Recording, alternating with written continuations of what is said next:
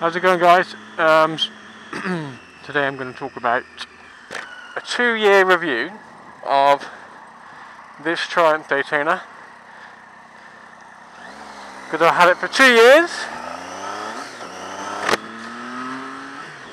and I want to share my thoughts on this machine with the likes of you people out there. I want to see what's good about the bike, what's bad about the bike, and just get an overall understanding of the Triumph if you've never owned one.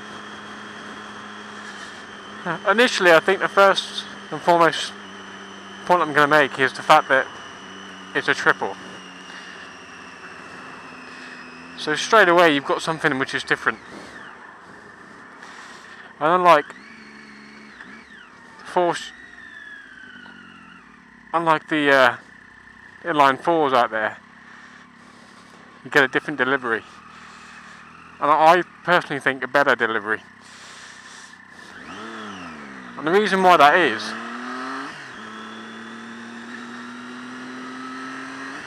because on the fours you get a power band, normally kicks in at around 6,000, 8,000 RPM. On the Triumph you don't really get a power band. The power is always there as and when you need it, which is fantastic. That's what you want. You want something that's going to deliver when you ask for it. So the Triumph is very torquey, it's very quick off the line, very quick top speed. I don't know the top speed of these bikes. I'm going to say 165. I've done 150 on this bike. And it doesn't take long to get there, you know. I did it, I kind of looked down and saw 140, I thought, come on, give me the big 5.0. Never again will I do that, but, you know, it can do it. It's one of these bikes where the power is very usable. There's a lot of power there, but it's everyday power. It's not just on the track power or only on the motorway or on the straights. You know, you can power into a corner and you can power out of the corner. In terms of the actual engine, like I said, it's one of a kind. The engine sounds amazing. When you open it up past 6,000 RPM, the X-up valve flips open. Massive air intake, and just, you know, the engine just explodes into a symphony of a roar. It's amazing, you know. So we're 6,000 RPM, second gear. This is 6,000 RPM. Now listen to the difference.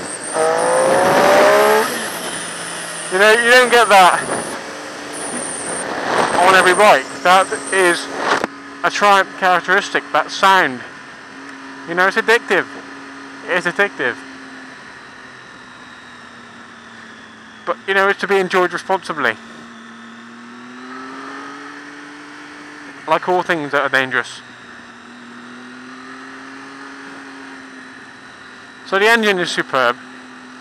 Pulls in every gear, which is just what you want for a bike. You know. Thank you. It's just such a joy to ride. It's a very easy bike to ride as well. It's not like the R6, which requires a lot of concentration and a lot of thought into what gear you're using and how high the revs are, and you know, I've got to be going this fast in this gear to be able to get this much power and overtake comfortably. And the Triumph has it all. It's a very light bike. You really can flick it around. I'd say you'd outrun practically all of the 600s. The R6 probably being the biggest competitor just because of the way it's tuned. But the good point, you know, the engine sounds amazing. The styling is quite nice. This is the SE version, but I think the styling is really, really something. It just stands out a mile, which is lovely. The blue frame, obviously I've done a bit of customization here. I've got some stickers on, I've got the double bubble shield, but all in all, it's a lovely looking bike, I think. In terms of price, I think I picked mine up for about £6,000. Second hand, it had 6,000 miles on it, so £1 a mile is not bad. 2010, so you know it's pretty new. I remember the first time I picked it up. You know, I just rode into Fowler's Bristol and put in my. I arrived at my Yamaha YZF-R125, and I left the shop with this Triumph waiting for me, and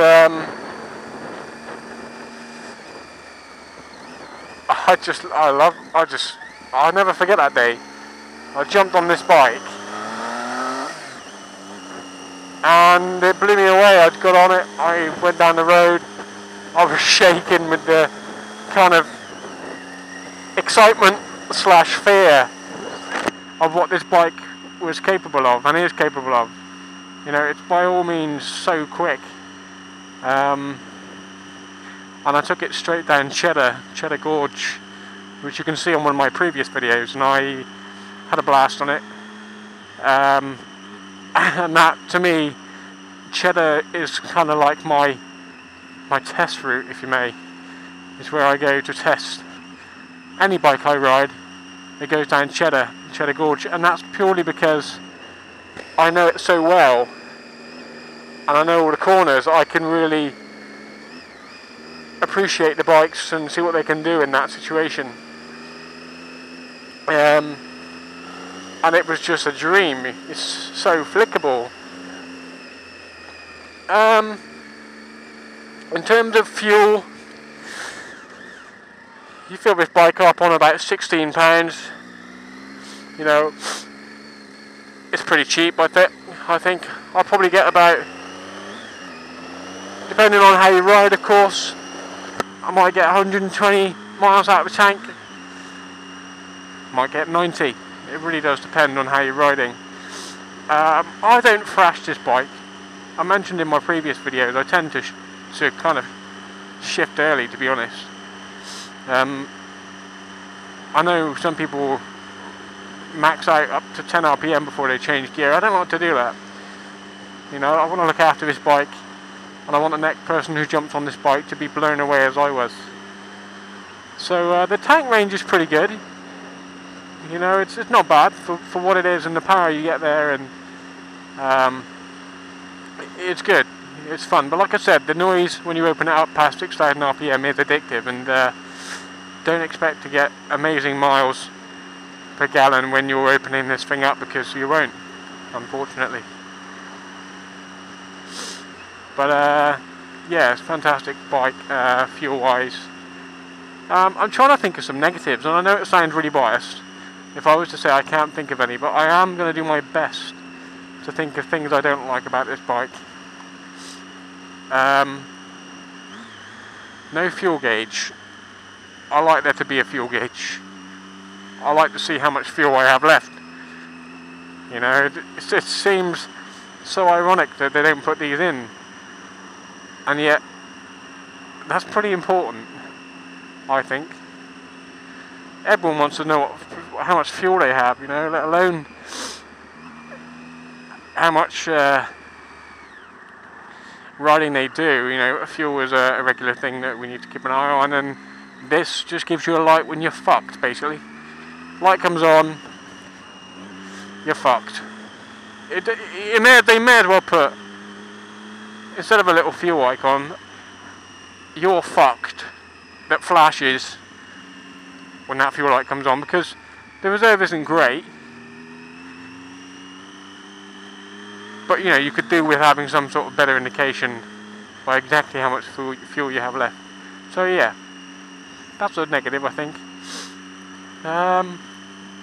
Some people say it's uncomfortable. The suspension's quite hard, but you know, you can adjust the suspension if you wish. Personally, I've not an issue with the suspension at all. I quite like it, in fact. The seat's okay. I have sat on worse seats. The Ducati 749, which I nearly bought, that seat is horrendous. You know, you may as well be sitting on a plank of wood or a patio slab. It is horrendous. Everything else is pretty standard, really.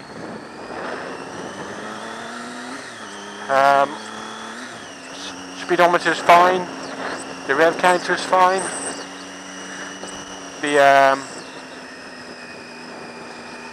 The buttons in order to work the instruments, you know, they're all fine. I'll pull over here. Let this cop go past.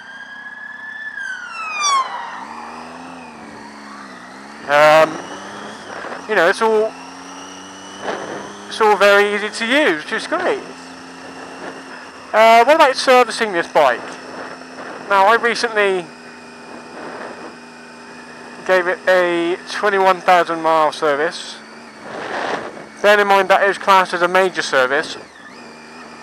And prior to that, I had done all the work myself. It's a self-service bike, so your oil filter, your air filter, your oil change, your brake pads, and all that jazz. I'd done that myself. And also I supplied the parts which I knew they would need prior to that as well. So overall it cost me £520, which is a lot of money. And I'm not going to lie, I was a bit shocked, but then I suppose it depends where you get your bike serviced. They had it for about 3 days, which I was a little bit disappointed with. 3 days is a long time. So yeah, overall, you know, it's a great bike to be had. Well worth a ride. If you're given the opportunity, take it. I think you'll love it. I really do. And if you're currently riding a Honda CBR, fantastic bike, Honda CBR 600 or an R6 or any of the 600 classes, you will immediately see a difference in this bike. It's just one of a kind. You really will enjoy it.